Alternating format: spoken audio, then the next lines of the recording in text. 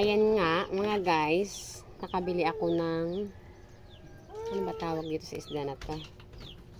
Ayan, bahala na kayo kung anong tawag dito. Hindi ako masyadong sanay kumilatis at kumilala ng isda. Ito nga po at masarap itong sapawan. Lalo't kakakuha lang galing sa dagat. Fresh pa siya. Mabango pa nga siya. Bango. Ang masarap. Ayan.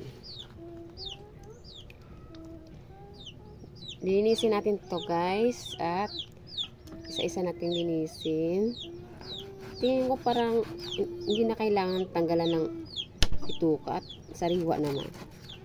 Sarap naman siguro to. Pero para sure, tanggalan lang natin para sigurado malinis. Ayan.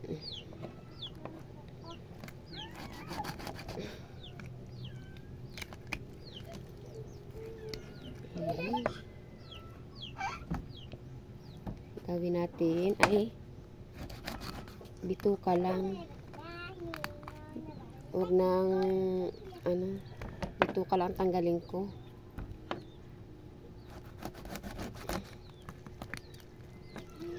Ayan.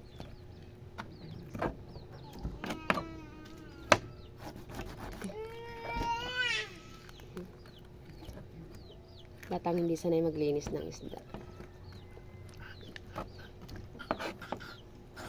Ay my gosh.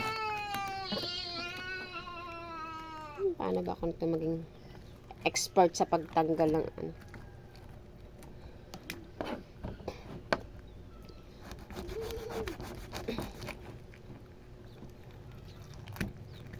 Oh my gulay. Okay. Ayan. Dilinisan na natin to.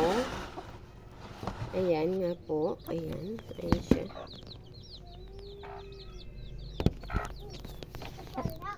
Ayan siya guys. Dami.